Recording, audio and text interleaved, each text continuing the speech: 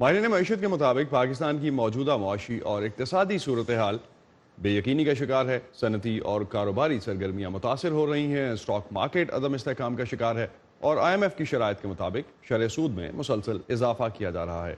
State bank of Pakistan کی حالیہ monetary policy میں شرح سود بڑھا کر 13.25% کر دی گئی ہے، جو کہ گزشتہ تقریباً 8 سالوں کی بلند ترین شرح ہے۔ جنوری 2018 سے اب تک شرح سود میں اسٹیٹ بینک کی جانب سے 7.5% تک کا اضافہ کیا گیا ہے اور ماہرین کا کہنا ہے کہ موجودہ مالی سال میں اس میں مزید اضافہ ہوگا۔ مہنگائی کی شرح بھی کچھ اسی طرح سے ایکسپیکٹ بھی کی جا رہی ہے آنے والے سال میں، اور کرنٹ ایئر میں بھی ہم نے دیکھا کہ 2013 کے بعد سے بلند ترین سطح پہ رہی، اور اسٹیٹ بینک آف پاکستان کا کہنا ہے کہ موجودہ مالی سال میں مہنگائی کی یہ شرح 11 سے 12% تک جا سکتی ہے۔ پاکستان کی موجودہ معاشی صورتحال میں بیرونی سرمایہ کاری کی ضرورت پر بہت زور دیا جا رہا ہے۔ وزیر اعظم پاکستان عمران خان اپنے حالیہ دورہ واشنگٹن میں بھی مختلف سرمایہ کاروں سے ملے اور امریکہ سے تجارت بڑھانے کی بھی بات کی۔ کتنا ممکن ہے اور یہ کیسے ممکن ہو سکتا ہے اوور آل انویسٹمنٹ کی اگر ہم بات کرتے ہیں، اس پر اس وقت ہم ڈسکس کر رہے ہوں گے ڈاکٹر زبیر اقبال سے، جو ہمارے ساتھ اسٹوڈیوز میں موجود ہیں۔ بہت شکریہ ڈاکٹر صاحب ہمیں جوائن کرنے کا۔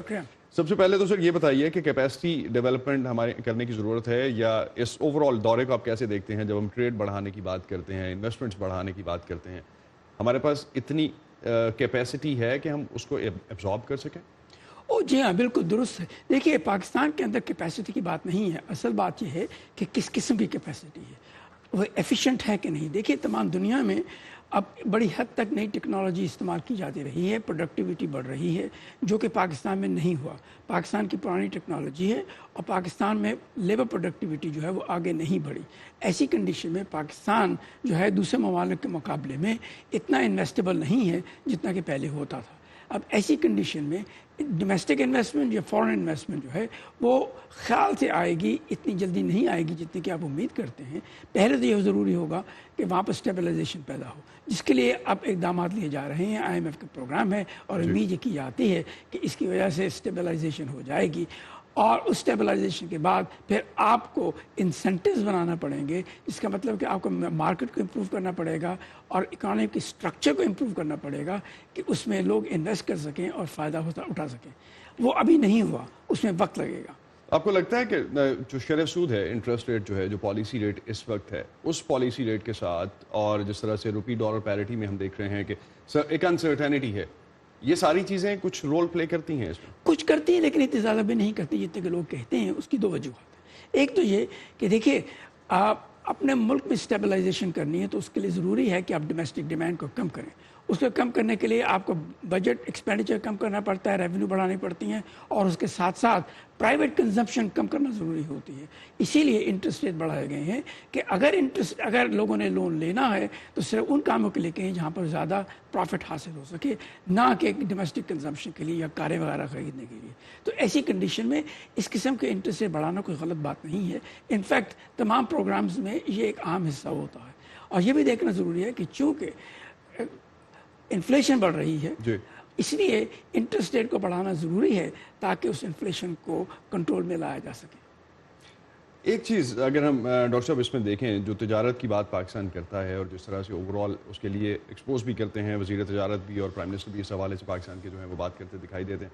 عاطف میاں کے میں ٹویٹس پڑھ رہا تھا کچھ دیر پہلے، انہوں نے کہا کہ ہمارے پاس جو پاکستان کے پاس اوور آل پروڈکشن کیپیسٹی ہے وہی اتنی نہیں ہے، جو ایگزسٹنگ آرڈرز ہیں وہی پورا نہیں کر پا رہے، تو اس میں کیسے ہم ٹریڈ بڑھانے کی بات کر سکتے ہیں؟ پاکستان کیسے یہ بات کرتے ہیں؟ دیکھیے، جب آپ ٹریڈ بڑھانے کی بات کرتے ہیں تو ایک اسٹرکچرل ایشو ہے، یہ شارٹ ٹرم ایشو نہیں ہوتا۔ اب اس میں کئی کنڈیشنز پیدا کرنی ہوتی ہیں جس کے بعد یہ آپ کے ایکسپورٹس بڑھتی ہیں۔ ایک بات آپ کو دیکھنا بہت ضروری ہے کہ چاہے آپ کی کیپیسٹی کم ہو یا نہ بڑھی ہو، لیکن چونکہ آپ نے ایک میجر لے لیا ہے جس کے تحت آپ ڈومیسٹک ڈیمانڈ کو کم کر رہے ہیں، اس کا مطلب ہے کہ ڈومیسٹک کنزمپشن کم ہوگی، جس کی وجہ سے اگر پروڈکشن نہیں بھی بڑھتی تو پھر سرپلس بڑھ جاتی ہے جس کو آپ ایکسپورٹ کر سکتے ہیں۔ تو ان چین کیپیسٹی کے ساتھ بھی آپ ایکسپورٹس بڑھا سکتے ہیں اگر آپ ڈومیسٹک کنزمپشن کو کم کر دیں۔ اس لیے یہ ضروری نہیں کہ امیڈیٹلی کیپیسٹی بڑھائی جائے۔ مانتا ہوں کہ کیپیسٹی اتنی کیپیسٹی کی ایشو نہیں ہے، اصل ایشو یہ ہے کہ ایفیشینٹ کیپیسٹی ہے کہ نہیں۔ پاکستان میں اس وقت ایفیشینٹ کیپیسٹی نہیں ہے کیونکہ نئی انویسٹمنٹ ایسی نہیں ہوئی کہ نئی ٹیکنالوجی لگائی جائے۔ لاسٹ 2 پوائنٹس اگر تو ایک جو اس وقت بات کچھ حلقوں سے یہ بھی کی جا رہی ہے کہ پاکستان کو ایک پوری نئی اقتصادی پالیسی کی ضرورت ہے، ایون دو کہ ہم IMF پروگرام میں ہیں. اور اس کے ساتھ ساتھ ہیومن ریسورس ڈیولپمنٹ جو ہے اس پہ انویسٹ کرنے کی ضرورت ہے, بیکاز جتنا پاکستان کے پاس اس وقت ہیومن ریسورس اویلیبل ہے اس کو پراپرلی یوٹیلائز نہیں کیا جا رہا. دیکھیے یہ بڑا کمپلیکیٹڈ سا سوال ہے اور اس کا جواب آسان نہیں, نمبر ایک. نمبر دو, یہ ایک لانگ ٹرم قسم کا ایشو ہے, یہ شارٹ ٹرم ایشو نہیں ہے. جہاں تک پاکستان میں, جیسے میں نے پہلے عرض کیا کہ ٹیکنالوجی کی بات آ جاتی ہے اور سکلز کی بات آ جاتی ہے جو کہ پروڈکٹیوٹی ڈٹرمن کرتے ہیں, تو وہ کم ہے, اس لیے وہ مشکلات تو پیدا ہوں گی. اس میں وقت لگے گا. آپ ہیومن ریسورس کیسے ڈیولپ کریں گے, اس میں انویسٹمنٹ کرنی ہوگی. انویسٹمنٹ کے لیے آپ کے پیسے ہیں کہ نہیں, کتنی دیر میں کرنی ہوگی, کیا آپ نئی ٹیکنالوجی کیسے لے کے آئیں گے, کتنے نئے انجینئرز پروڈیوس کریں گے, وغیرہ وغیرہ. ان میں وقت لگتا ہے, یہ جلدی سے کام ہونے والی نہیں ہے. آپ کچھ ریسورسز کو دوبارہ اٹریکٹ کر سکتے ہیں, جو پاکستانی مڈل ایسٹ وغیرہ چلے گئے ہوئے ہیں ان کو واپس بلا سکتے ہیں, لیکن آپ کو ان کے لیے زیادہ ویجز دینا پڑیں گے جو کہ پاکستان میں اس وقت کیپیسٹی نہیں ہے. بہت شکریہ ڈاکٹر زبیر آپ کا. ڈاکٹر زبیر اقبال ناظرین ہمارے ساتھ تھے اور بات کر رہے تھے اوور آل پاکستان کے جو انویسٹمنٹ اسٹرکچرز کے حوالے سے اور جو پالیسیز کے حوالے سے اس وقت سلسلہ چل رہا ہے.